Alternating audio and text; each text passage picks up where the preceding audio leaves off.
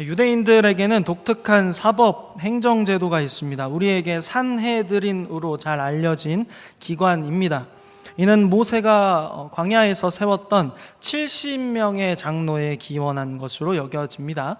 그래서 대제사장을 중심으로 해서 대제사장을 의장으로 삼아서 나머지 이제 70명의 장로들이 있습니다. 여기 이 산헤드린 공회 안에서 유대 사회의 모든 정치, 행정, 사법 안건들이 논의되고 결정이 됩니다. 이 산헤드린에 들어가기 위해서는 바리새인이거나 사두개인이거나, 이 사두개인은 사독 계열의 제사장들을 의미합니다. 율법을 가르치고 쓰는 서기관들이던가 장로와 같이 민중의 지도자로서 다른 사람에게 모범이 되고 성경과 율법에 능통한 사람이어야만 들어갈 수 있습니다. 그런데 이 예수님 당시의 유대 사회는 로마의 압제 아래에 있었기 때문에 로마법에 따라서 사형 판결을 제외하고는 모든 결정을 이 산헤드린 공회에서 집행하도록 로마 정부가 허락도 해 주었습니다. 그러므로 이 산헤드린 공회가 유대 사회 안에서 가지는 권위는 유일하다, 하나님 아래에 유일하다라고 그렇게 평가할 수 있겠습니다. 근데 특이하게도 이 산헤드린에 제시된 안건에 대해서 여러 가지로 토의를 할 때에 마지막으로 이 안건에 대해서 어떻게 결정할 것인가를 결정하는 그 결정은 언제나 항상 만장일치가 이루어져야만 했습니다. 그 말은 어느 사람이든지 성경에 비추어 보았을 때 이것이 한 점 1획이라도 1.1획이라도 성경에 대해서 약간 거부감이 있다, 율법에 대해서 거부감이 있다라고 하면 양심에 따라 꺼리낌 없이 거기에 대해 반대 선언을 할 수 있고, 그렇다면 거기에 대해서 성경적인 구절을 논의해야만 했기 때문에 만장일치 제도를 채택했다 하는 것이죠. 그렇기 때문에 이 산헤드린 안에서도 주된 논쟁은 율법을 어떻게 해석할 것인가, 혹은 종교와 관련하여서 신성모독자와 관련하여서 이루어지는 재판이라던가 성전의 치안 문제들을 어떻게 해결할 것인가가 주된 논쟁이었다는 거죠. 굉장히 재미없습니다 지금. 근데 이 산헤드린 공회 안에 독특한 점이 또 한 가지 있는데요, 이 사람들이 안식일과 절기를 제외하고는 매일 모입니다. 매일 모여서 매일 토의하고 집으로 돌아갑니다. 그 회의의 개장 시간은 일출에서 폐회 시간은 일몰입니다. 그러니까 해 뜰 때부터 해 질 때까지 와서 신나게 성경 가지고 토론했다가 집에 돌아가서 잤다가 다시 또 눈 뜨면 또 와가지고 성경 가지고 이 일을 계속 하는 겁니다. 더 재미없습니다.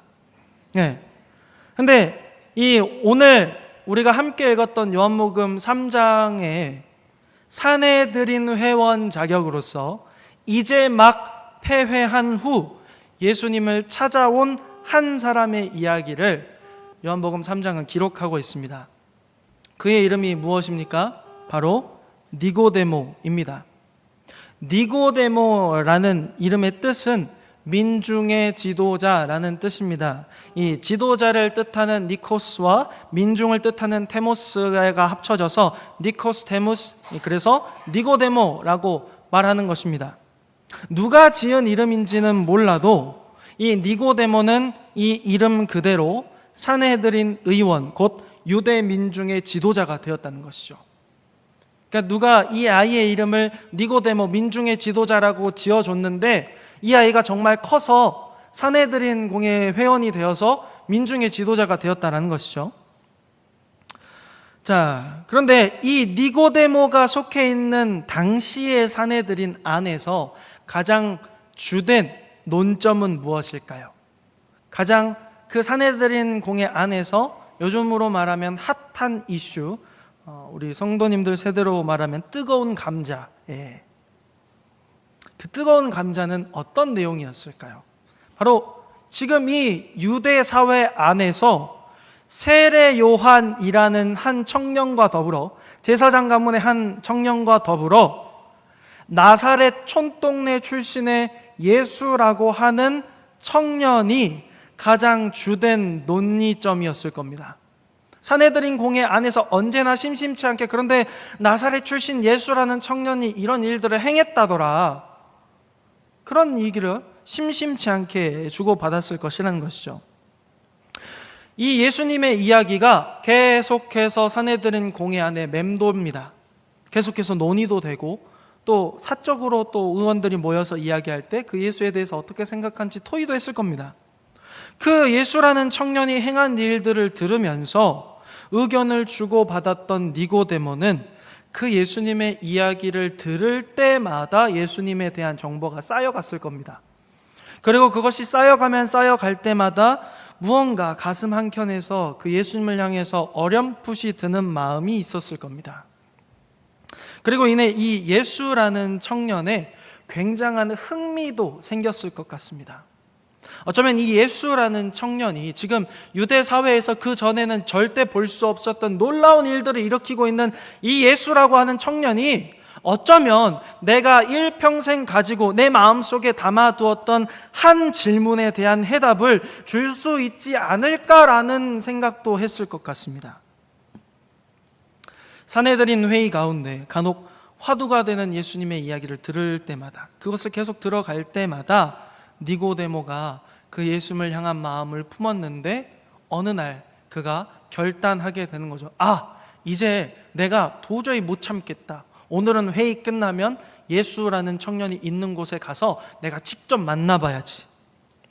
니고데모가 이 예수라는 청년과 직접 만나 대화를 해보고자 하는 마음이 든 것이죠. 그래서 일출부터 일몰까지의 시간, 해 떠서 해 질 때까지 산헤드린 공회에서 열심히 활동하다가 산헤드린 공회가 폐회됨과 동시에 곧장 발걸음을 옮겨서 예수라고 하는 청년이 머물고 있는 곳을 찾아갔다라는 것이죠. 당연히 일출에서 일몰까지니까, 산헤드린 공회 시간이 일출에서 일몰까지니까 니고데모가 예수님을 찾아가는 시간은 한낮일까요? 밤일까요? 밤입니다. 그러므로 전통적으로 니고데모의 영적인 상태가 어두워서 밤에 찾아갔다는 등 남들의 시선을 피해 몰래 밤에 찾아갔다는 등의 해석들은 맞지 않습니다. 왜? 산헤드린 공회가 해 뜰 때부터 해 질 때까지였으니까 해가 지고 찾아갔으니 밤에 찾아갈 수밖에 없다는 것이죠. 그냥 밤이 다 돼서 회의가 끝났고 끝나자마자 예수님을 찾아간 겁니다. 니고데모가 예수님을 딱 만났습니다.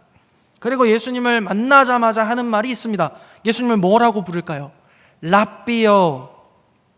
이 말에 주목을 할 필요가 있습니다.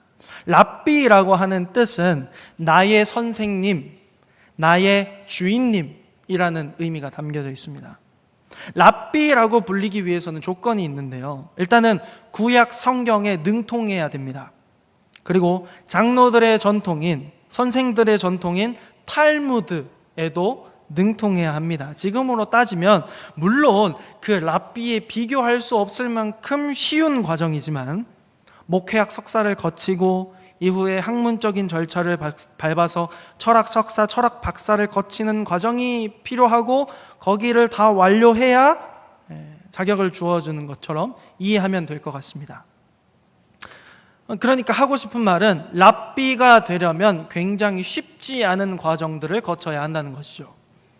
그런데 이 랍비어라고 나사렛 출신 청년을 부르는 니고데모는 진짜 랍비입니다.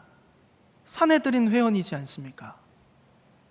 진짜 랍비의 자격을 가지고 있는 이 니고데모가 자신은 유대인 중에 유대인이고 구약에 능통하고 탈무드에 대한 연구에도 정통한 산헤드린 회원으로 권위를 가지고 있는 그 니고데모가 오늘 처음 본, 그냥 듣기만 하고 오늘 처음 만난, 그저 몇 번 이야기를 건네 들었던 그 예수라고 하는 시골 촌뜨기 청년에게 존중과 존경의 의미를 담아서 나의 선생님이라고 부르고 있는 것이죠.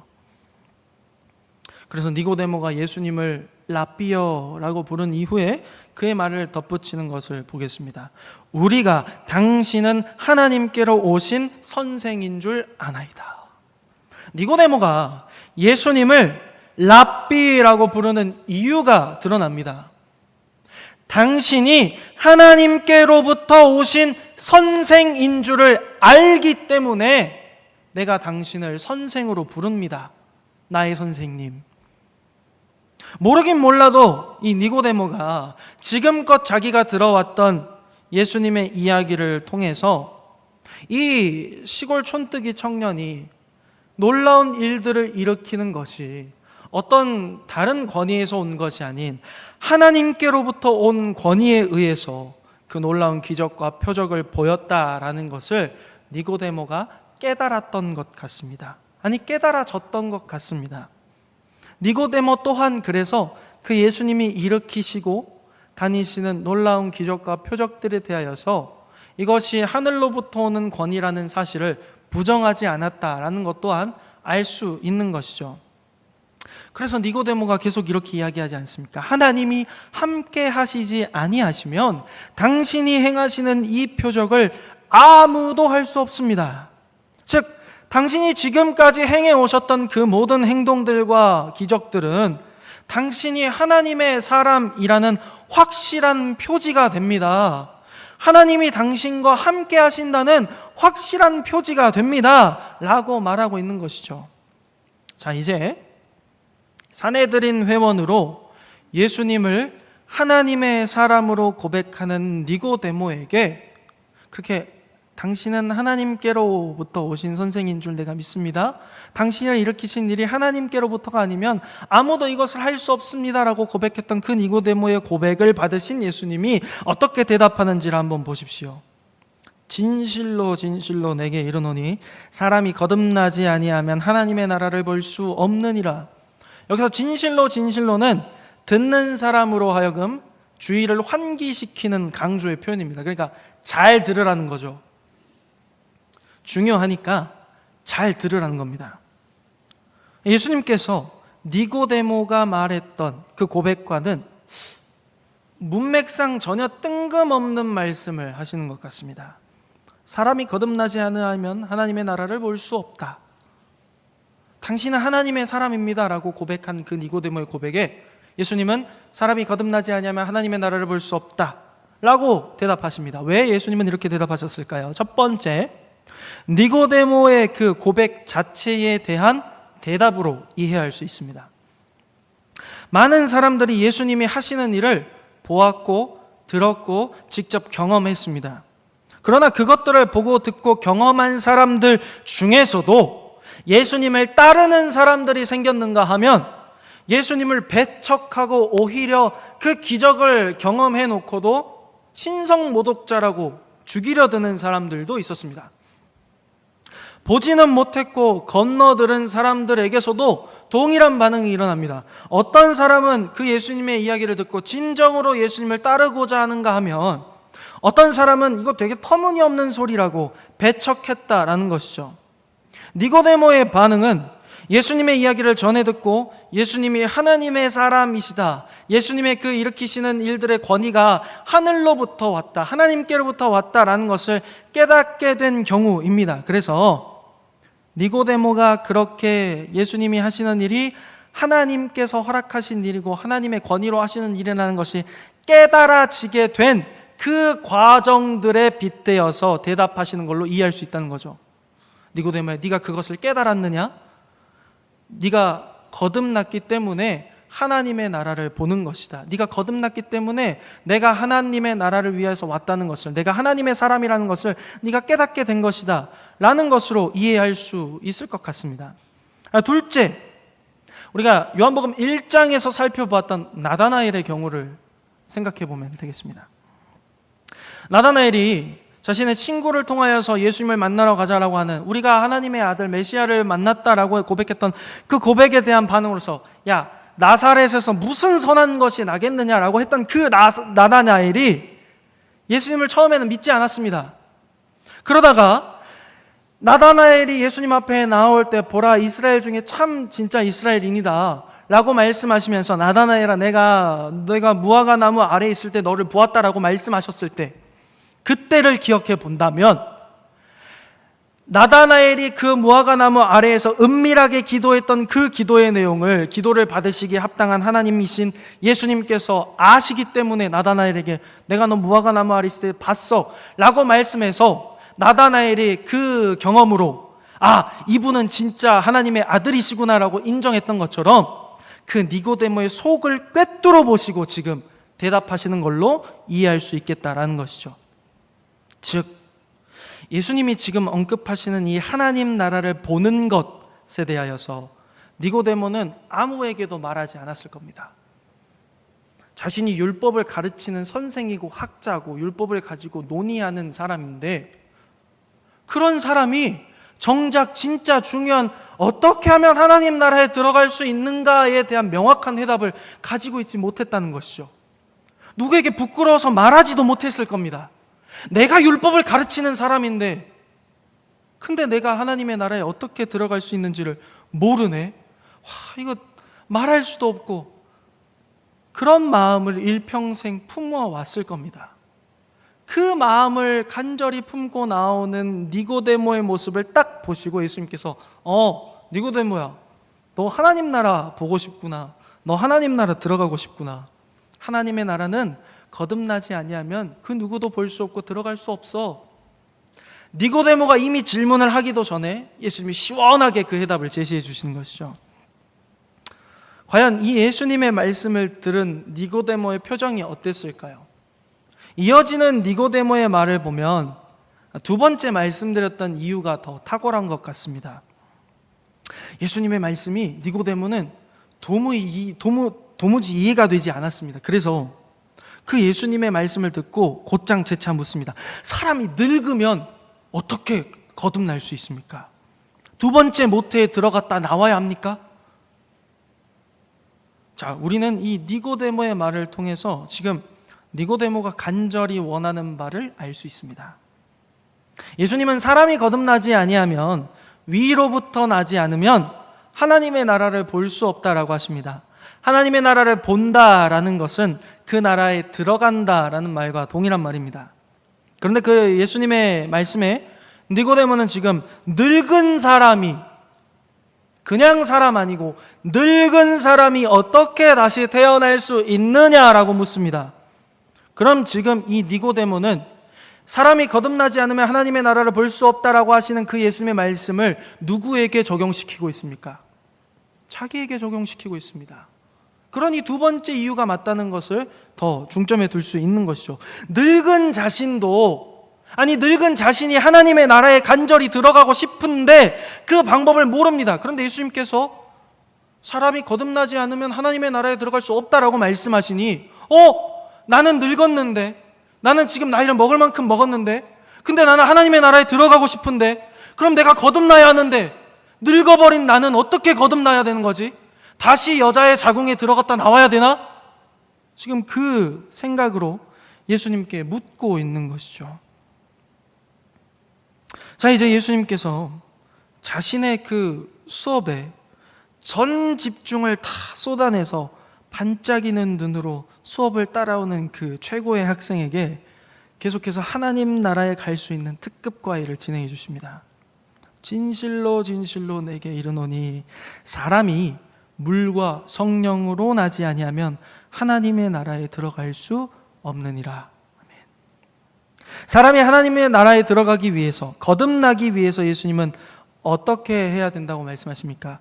물과 성령으로 거듭나야 한다라고 말씀하십니다. 자, 예수님 이전에 당시 유대 사회에 예수님보다 먼저 새 돌풍을 일으켰던 사람이 있습니다. 그 사람이 누구일까요? 정답이 일치되지 않는 것 같습니다. 세례 요한입니다. 세례 요한이 왜 세례 요한인지 아십니까? 네, 세례를 베풀어서 세례 요한입니다. 그가 자신의 외식적인 삶을 진정으로 회개하고 하나님의 말씀대로 그 율법대로 똑바로 살기를 결단하며 나온 자들에게 요단강가에서 세례를 베풀었기 때문에 세례 요한이라고 부르는 것이죠. 예수님이 말씀하시는 이 물은 바로 그 세례를 의미합니다. 세례를 베풀 때 물로 베푸는 이유가 있습니다. 그 물이 더러운 것을 씻어서 정결하게 하는 그런 능력이 있기 때문입니다. 물로 씻어서 깨끗하게 되는 것과 같이 자신의 죄를 진정으로 회개하고 경건하고 거룩한 삶에서 떠나지 않도록 결단하는 것을 의미한다는 것이죠. 둘째로 당시 세례는 강에 전신을 담궜다가 빼는 식으로 진행됐을 겁니다. 그래서 질문입니다. 사람을 물 속에 오랜 시간 푹 담그고 있으면 어떻게 될까요? 예, 죽습니다. 세례는 죽음을 의미합니다. 이전에 더럽고 추악한 내가 완전히 죽어버리고 죄로부터 단절되고 돌이켜져서 경건하고 거룩한 삶을 살고자 하는 전환점을 의미합니다. 그러니까 두 가지 의미 모두가 다 죄로부터의 단절, 경건과 거룩의 회복을 의미하는 것이죠. 자, 물로 거듭난다는 것이 어떤 의미인지 이제 잘 알겠습니다. 근데 문제는 성령으로 거듭나는 겁니다. 여기서 이단들이 참 많이 생깁니다. 이 성령은 헬라어 원문을 보면 푸뉴마라고 하는 것인데, 이 푸뉴마에는 놀랍게도 정말 많은 뜻이 들어가 있습니다. 첫 번째, 바람이라는 뜻이 담겨져 있습니다. 두 번째, 호흡, 숨이라는 뜻이 담겨져 있습니다. 세 번째, 영이라는 뜻이 담겨져 있습니다. 네 번째, 성령이라는 뜻이 담겨져 있습니다. 사람은 통상적으로 반복되고 강조되는 문장 구조들을 오래 기억하게 됩니다. 그래서 제가 고등학생 시절에 영어 단어를 주로 외울 때 썼던 방법이 계속 그 단어를 보고 또 보는 겁니다. 계속 반복해서 보는 것이죠. 그렇게 반복을 지속하다 보면 이게 머릿속에 각인이 되는 것이죠. 오늘 본문에 이어져 가는 예수님의 대화의 지문의 내용을 살펴보면 이 푸뉴마가 계속해서 등장합니다. 물과 성령으로 거듭나고 영으로 난 것은 영이고 바람이 임의로 불며 어디로 가서 어디로 가는지, 그 모든 예수님의 문장 속에 푸뉴마라는 단어가 등장하고 있다는 것이죠. 그러니 이 예수님의 말씀을 보면 물로 거듭나는 것도 중요하지만 예수님이 지금 중점을 두시는 것이 무엇입니까? 성령으로 거듭나는 것에 더 중점을 두고 계속 니고데모가 반복되는 단어를 들을 때마다 그 의미를 기억하도록 하시고 계신다는 것이죠. 자, 이제 예수님께서 이렇게 알아듣기 쉽게 이야기를 해줬습니다. 자, 거듭난다고 하는 것은 물과 성령으로 거듭나는 거야. 알겠지? 이제 이해됐지? 라고 하시는 그 예수님의 말씀에 니고데모의 표정이 어땠을까요? 예수 뭐라고요? 물과 성령이요? 예? 이랬을 겁니다. 그래서 니고데모의 그 이해가 안 된다는, 도무지 이해할 수 없다는 그 표정 앞에서 예수님 계속 그 마음을 아시고 말씀해 주시면, 야 니고데모야, 푸뉴마, 바람 있잖아, 바람.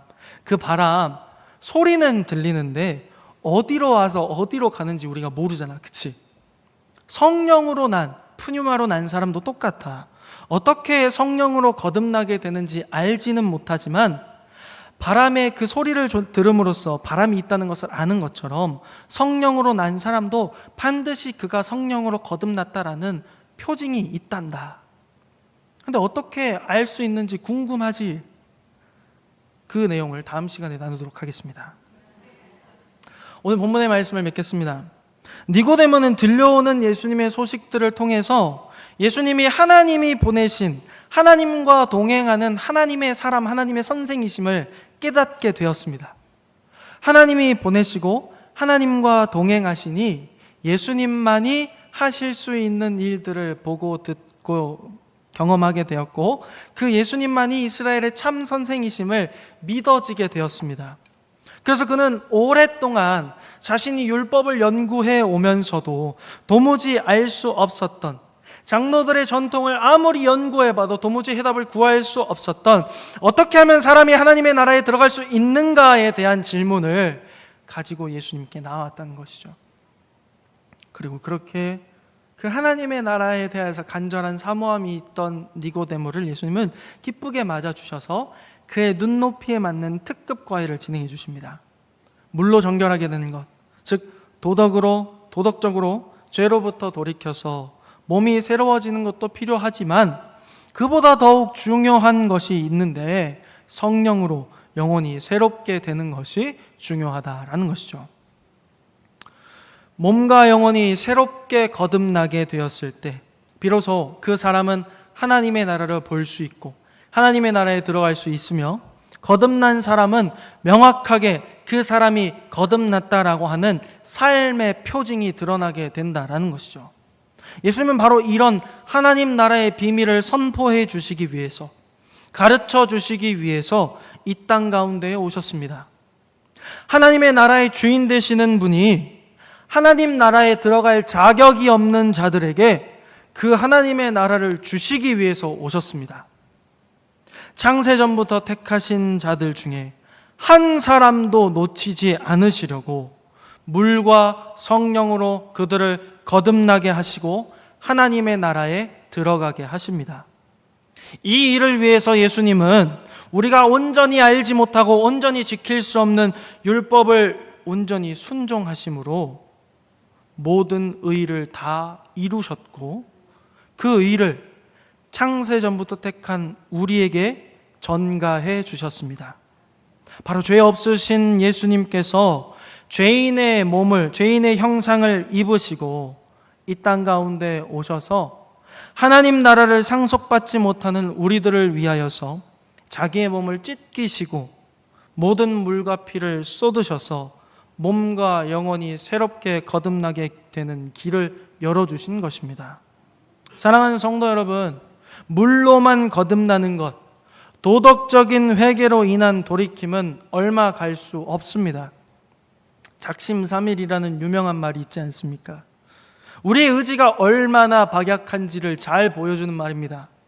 본질상 죄인인 우리들은 단 한순간도 의로울 수 없습니다. 그러나 성령을 통한 거듭남은 본질상 진노의 자녀된 우리가 죄 없으신 하나님의 독생자 예수 그리스도를 닮아가게 하시는 놀라운 신비라는 것이죠. 성령의 통치하심 가운데 우리가 하나님을 바로 볼 수 있게 되는 것이고, 우리를 의롭다 칭하여 주시는, 우리를 자녀라 불러주시는 그 선포 가운데 믿음으로써 우리의 삶에 반응하게 하시는 것입니다. 성령으로 거듭난 자들이 독생하신 아들의 모습을 그들의 삶으로 비추이게 하시고, 이 땅에서도 하나님의 거룩하심을 닮아가도록, 그 하나님의 거룩하심을 선포해 가도록 참으시고 이끌어 가시는 것입니다. 그러므로 그 크신 하나님의 은혜에 우리가 할 수 있는 것이 무엇이겠습니까? 감사할 수밖에 없습니다. 오늘도 하나님 앞에 엎드려서 성령께서 선포된 말씀을 깨달아지게 하여 주시기를 구하고, 또 그 가운데 우리에게 요구하시는 믿음의 고백들을 계속해서 이끌어 나가 주시기를 구하는 것 밖에는 우리가 할 수 있는 것이 없다라는 것이죠. 우리를 영원전부터 택하사 거듭나게 하셔서 기꺼이 그리스도를 닮아가게 하시는 그 하나님의 크고 놀라우신 은혜 가운데 매일의 삶을 거듭난 자답게 성령의 통치 아래에서 성령의 이끌림을 따라 말씀에 능히 순종하며 그렇게 그리스도인답게 삶을 살아내시는 이 양의 모든 성도님들 되시기를 주님의 이름으로 축복합니다.